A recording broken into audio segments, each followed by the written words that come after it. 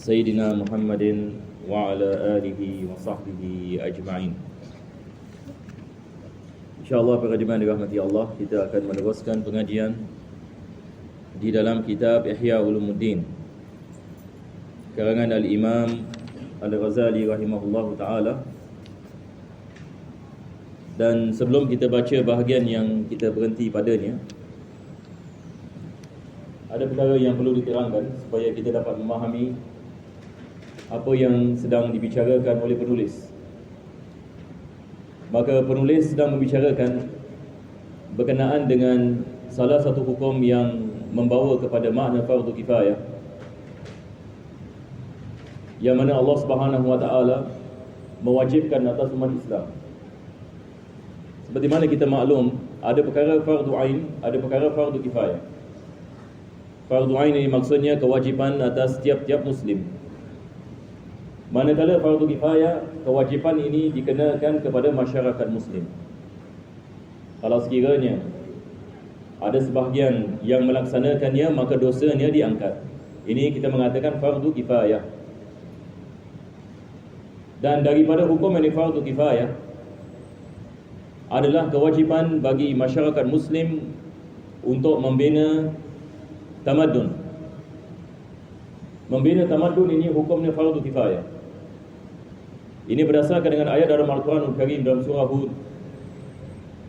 Allah Subhanahu wa taala mengatakan wasta'marakum fiha, yakni Allah menciptakan kamu, wasta'marakum fiha, dan Allah memerintahkan kamu isti'mar. Kita ada perkataan yakni wasta'marakum. Di dalam Al-Quran ini perkataan ista'mara balik ini kepada sudasi, kalau boleh jauh sikit. Dia balik ini kepada 6 huruf sudasi. Dan biasanya perkataan istamala dia adalah fi'il talab. Fi'il talab. Dalam bahasa Arab bila kita ada istaf'ala, maksudnya kata kerja ini membawa makna perintah. Dia sedang memerintahkan sesuatu. Maka Allah Subhanahu wa taala dalam Al-Quran mengatakan wasta'marakum fiha. Allah Subhanahu wa taala memerintahkan manusia untuk melakukan imarah. Imarah, yakni maksudnya membangun tamadun. Itu sebab kita mengatakan dalam Islam, kalau kita hidup dalam masyarakat, wajib kita membangun masyarakat kita dengan membangunkan benda-benda yang diperlukan oleh manusia yang tinggal dalam masyarakat tersebut. Dari sekarang kita mengatakan, misalnya kalau kita tinggal dalam satu masyarakat, apakah perkara yang kita memerlukan? Seperti mana minggu lepas kita membicarakan, kita memerlukan kepada perumahan, kita memerlukan kepada kedoktoran. Sebab manusia memerlukan ini untuk tinggal dalam rumah. Kita perlu ada orang yang membina rumah, yang mengetahui cara membina rumah. Maka di sini kita mengatakan fardu kifayah bagi umat Islam. Ada golongan yang khusus dalam bahagian ini supaya perumahan ini dapat dibina. Begitu juga dengan kedoktoran, supaya ini kita ada doktor yakni dan hospital di dalam ini masyarakat. Apabila seseorang itu menghadapi penyakit, maka dia dapat ini pergi ini kepada tempat-tempat ini untuk mengubati penyakitnya. Jadi ini adalah misal. Begitu juga dengan tanam-tanaman. Manusia memerlukan kepada makanan. Jadi kita memerlukan manusia-manusia yang melakukan cocok tanam, manusia-manusia yang mengetahui cara melakukan cocok tanam. Ini adalah fardu kifayah. Kenapa fardu kifayah? Sebab benda-benda seperti ini diperlukan untuk membangun masyarakat. Kalau kita tinggal dalam satu tempat yang mana tidak ada kedoktoran, tidak ada hospital, tidak ada engineer untuk membina ini perumahan, tidak ada orang yang bercocok tanam, bagaimana ini manusia ini nak menjalankan kehidupan ini? Maka ini yang dimaksudkan wasta'marakum fiha. Allah memerintahkan manusia untuk membina. Itu sebab ilmu kedoktoran fardu kifayah, ilmu membina rumah fardu kifayah. Apa lagi? Ilmu cocok tanam fardu kifayah. Ini yang akan disebutkan oleh Al-Imam Ghazali. Sebab Al-Imam Ghazali dia akan membicarakan perkara ini dengan terperinci. Dan kita lihat ini adalah daripada kehebatan dari Imam Ghazali, sebab beliau sedang membicarakan tentang kepentingan ilmu. Tetapi apakah ilmu yang dimaksudkan? Di sini beliau menerangkan ada ilmu yang fardu ain, ada ilmu yang fardu kifayah. Maka beliau memberikan misal tentang ilmu yang bersangkut paut dengan fardu kifayah, yang mana beliau mengatakan pekerjaan manusia terbagi kepada 3 bahagian. Jadi kita lihat ini beliau sedang merumuskan sekarang. Dia mengatakan pekerjaan-pekerjaan ini semua terbagi kepada 3 bahagian. Apakah yang di bahagian tersebut? Dia mengatakan ahaduha usulun la qiwama lil alami dunaha. Bahagian yang pertama adalah fondasi, yang mana tanpa fondasi ini semua pekerjaan ini tidak dapat dilaksanakan. Wahia arba'ah. Dan dia mengatakan dia ada 4 perkara. Yang pertama az-zira'. Zira'ah ini kalau dalam bahasa kita panggil mencocok tanam. Sebab ini ilmu ini sangat penting sekali. Apa sebabnya? Sebab manusia berhajat kepada makanan. Kita di Singapura misalnya kita makan nasi tiap-tiap hari. Kita makan nasi, kita tahu ini nasi ini asalnya ini daripada sawah padi yang ditanam di negara lain. Jadi ada manusia-manusia yang melakukan cocok tanam. Dan apabila mereka melakukan cocok tanam ini, ia dijual dari kepada luar negeri sampai jadi kepada kita. Jadi ilmu melakukan cocok tanam ini dan mereka-mereka yang melaksanakannya merupakan daripada perkara yang sangat penting, sebab manusia memerlukan kepada makanan. Yang kedua beliau mengatakan wal hiyakah. Al hiyakah ini adalah pekerjaan yang bersangkut paut dengan pakaian. Yani mesti ada manusia-manusia yang usahakan menjahit ini pakaian dan mengeluarkan pakaian. Sebab manusia bukan sahaja kita memerlukan kepada makanan, kita memerlukan kepada pakaian. Alhamdulillah zaman yang kita tinggal ini segala-galanya dimudahkan oleh Allah Subhanahu Wa Taala. Kita hari ini kita dapat makan dari macam-macam jenis ini makanan, dan kita dapat memakai macam-macam jenis ini pakaian.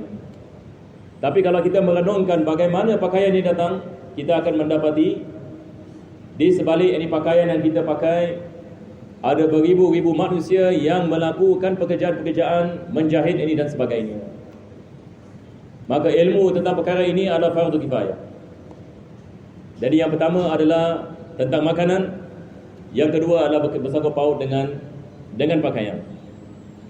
Wal bina, yang ketiga beliau mengatakan ilmu yang bersangkut paut dengan membina bangunan-bangunan. Sebab kita manusia, kita memerlukan untuk kita tinggal di dalam perumahan. Dan membina rumah yang ini memerlukan kepada ilmu. Seseorang itu harus ini mengetahui bagaimana nak membina rumah, bagaimana nak membina fondasi rumah, bagaimana nak menguatkan ini perumahan dan bangunan-bangunan yang tinggi yang kita lihat ini pada hari ini. Jadi ilmu yang ini di sebalik perkara ini adalah daripada kewajipan. Yang keempat ini beliau mengatakan wasiyasah, politik. Politik ini di sini ini maksudnya ini hubungan ini daripada di antara satu negeri dengan negeri yang lain. Hubungan ini di antara negeri Islam dengan negeri yang bukan Islam. Hubungan ini di antara manusia dengan manusia. Hubungan di antara rakyat dengan kerajaan. Hubungan di antara kerajaan dengan kerajaan. Hubungan ini antara rakyat dengan rakyat. Maka ilmu ini juga adalah daripada fardu kifayah. Itu sebab Nabi kita sallallahu alaihi wasallam, perkara yang pertama sekali beliau melakukan apabila beliau sampai di Madinah adalah beliau melakarkan apa yang dikenali sebagai piagam Madinah. Kita dalam bahasa Melayu kita memanggilnya piagam Madinah. Apa ini piagam Madinah? Yang Nabi sallallahu alaihi wasallam dia memerintahkan para sahabat menulis.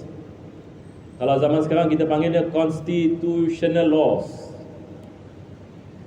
Nabi SAW yang ini dia menerangkan bagaimana dengan orang yang bukan Islam, bagaimana yang ini dengan hukuman-hukuman yang ini dijalankan, bagaimana kalau sekiranya sesuatu perkara itu berlaku, bagaimana kita nak selesaikannya, apa itu hak yang seorang Muslim, apa itu hak yang orang yang bukan Muslim, apa itu hukum mahkam yang bersangkut dengan jual beli dan sebagainya. Maka Nabi SAW melakarkan ini apabila beliau sampai di Madinah. Dan sampai hari ini orang yang bukan Islam mengatakan ini adalah pertama kali dalam sejarah seorang melakukan constitutional law seperti ini. Sampai hari ini kita lihat semua negeri-negeri yang ni, pada hari ini mereka ada laws yang ni masing-masing. Kita di Singapura misalnya kita punya laws yang dikenali sebagai the statute laws, the statutes. Kalau kita pergi National Library ini kita akan lihat ini mungkin wallahualam saya rasa dalam 30 volume undang-undang Singapura. Semua ini undang-undang bersangkut paut dengan jual beli, undang-undang ini bersangkut paut dengan beli rumah, undang-undang ini bersangkut paut dengan jinayah, criminal law. Kalau satu orang mencuri di Singapura, yang ini apa hukumannya? Kalau dia bunuh orang, ini apa hukumannya? Kita lihat ini banyak persamaan dengan hukuman Islam. Sebab asalnya ia daripada Islam. Ini harus kita faham. Kalau kita belajar sejarah, asal constitution laws daripada Nabi SAW. Dia orang yang pertama. Dan ini bukan orang Islam yang mengatakan, orang bukan Islam hatta mengatakan ini. Sebab Nabi SAW bila dia sampai yang di Madinah, dia melakarkan perkara itu. Selepas itu datang yang ni orang yang di barat yang ni, apabila mereka lihat ini umat Islam membina tamadun yang hebat.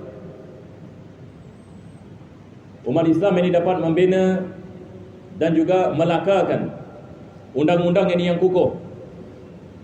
Selepas ini beberapa ratus tahun orang di barat ini melihat kehebatan Islam. Maka mereka pun belajar apa yang dilaksanakan oleh umat Islam dan mereka mengamalkan apa yang diamalkan umat Islam sampai hari ini. Jadi kalau kita belajar sejarah ini kita dapat lihat ini perkara ini wujud. Jadi agama kita alhamdulillah adalah agama yang mementingkan yakni tamadun, yang memerintahkan yakni umat Islam ini untuk mempelajari hukum-hukum yang ataupun ilmu-ilmu yang fardu kifayah. Selepas itu beliau mengatakan asani. Yang kedua, ma hiya muhayyi'atun likulli wahidatin min hadhihi sina'at wa khadimatun laha.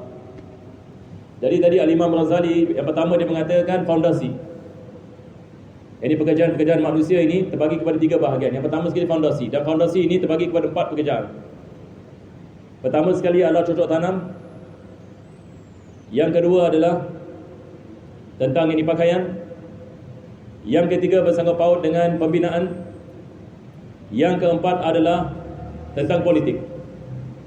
Jadi ini 4 perkara beliau menamakannya di dalam yakni ilmu fondasi ataupun pekerjaan-pekerjaan yang merupakan fondasi dalam salah satu masyarakat. Yang kedua beliau mengatakan pekerjaan-pekerjaan yang membantu ataupun yang berkhidmat kepada fondasi tadi. Jadi tadi kita membicarakan tentang makanan, kita membicarakan tentang pakaian, kita membicarakan tentang bangunan, kita membicarakan tentang politik. Maka apakah yang ini pekerjaan-pekerjaan yang berkhidmat kepada pekerjaan yang disebutkan tadi? Maka beliau mengatakan kal haddadati, seperti blacksmith. Ini haddadah, dia adalah pekerjaan yang mengait dengan besi.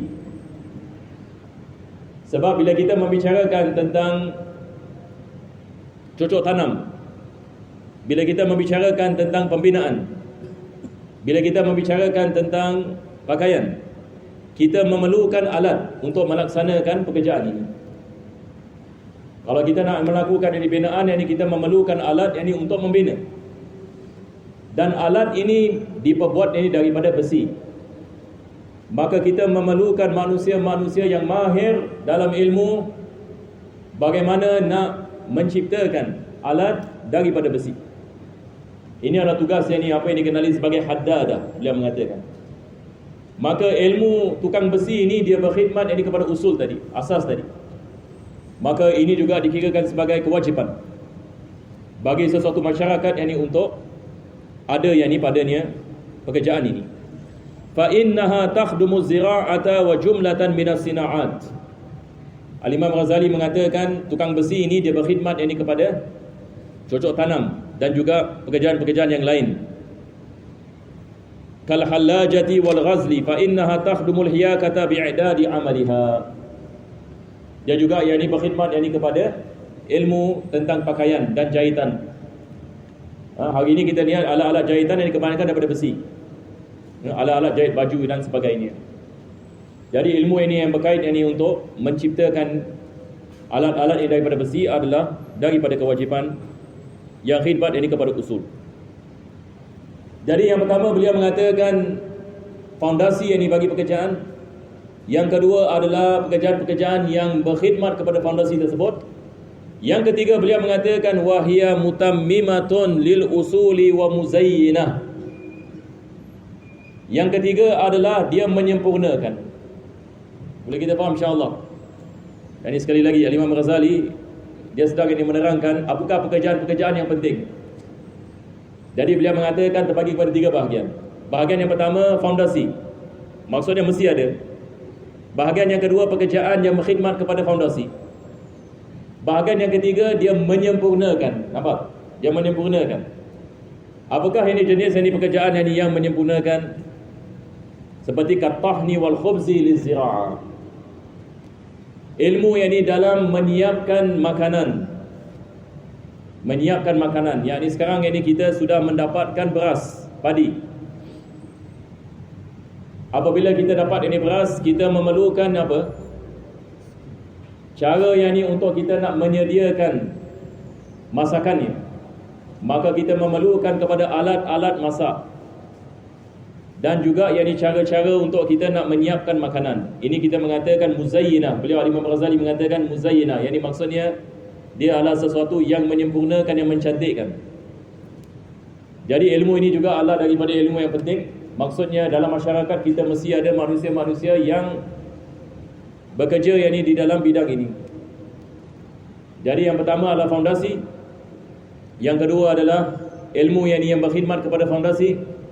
Yang ketiga adalah penyempurnaan. Maka ini semua beliau mengatakan ilmu yang penting, yang wajib wujud dalam satu masyarakat untuk kita dapat membina tamadun yang merupakan fardu kifayah atas orang Islam. Jadi maksudnya kalau masyarakat Islam tidak ada orang yang melakukan cocok tanam, lepas itu tidak ada orang yang dapat membina bangunan, tidak ada orang yang dapat menyiapkan pakaian, tidak ada orang yang berkecimpung dalam politik untuk yang menguruskan negeri dan masyarakat, maka semua ini orang Islam berdosa. Sebab kalau kita mengatakan fardu kifayah, semua ini mesti ada. Itu sebab zaman dahulu dalam kerajaan Islam semua ini wujud. Khalifah akan memastikan mesti ada orang yang belajar tentang engineering, mesti ada engineer, mesti ada doktor, mesti ada orang yang membina rumah, mesti ada orang yang cocok tanam, mesti ada farmer, mesti ada orang yang ahli dalam tukang besi supaya dia dapat menciptakan alat-alat, mesti ada orang yang uruskan pakaian-pakaian supaya manusia mendapatkan pakaian dan sebagainya. Jadi kita lihat bagaimana ulama-ulama kita faham masalah ini. Jadi sekali lagi Islam ini bukan saja yang ibadah di masjid, tetapi Islam membicarakan tentang kepentingan ilmu-ilmu seperti ini. Sebab hari ini kita hidup dalam zaman, kita lihat ramai orang ini menyangkakan ini semua tak ada kena dengan Islam. Islam hanya di masjid saja. Yani alhamdulillah kalau saya dapat solat 5 waktu, saya dapat puasa bulan Ramadan, saya dapat mengeluarkan zakat, Masya Allah saya ni orang Islam yang telah memahami agama Islam. Bahkan kita mengatakan agama Islam lebih daripada itu. Bukan sahaja 5 rukun Islam. 5 rukun Islam adalah perkara yang penting dalam Islam. Tetapi Islam merangkumi segala aspek kehidupan manusia. Apa sahaja aspek kehidupan manusia, Islam mengeluarkan hukum. Tentang pekerjaan, tentang perniagaan. Begitu juga semua yang jenis ini pekerjaan. Kita ada hukumnya di dalam Islam. Mudah-mudahan Allah Subhanahu Wa Taala memberikan kepada kita kefahaman dan menjadikan kita di antara hamba-hamba yang bertakwa insya-Allah taala. Amin ya rabbal alamin. Rabbana taqabbal du'ana innaka antas samiul alim wa tub 'alaina innaka antat tawwabur rahim wa khtim bi salihati a'malana wa ajina Allah ya karim bi fadli subhana rabbika rabbil izzati amma yasifun wa salamun 'alal mursalin walhamdulillahi rabbil alamin. Taqabbalallahu minkum. Assalamualaikum warahmatullahi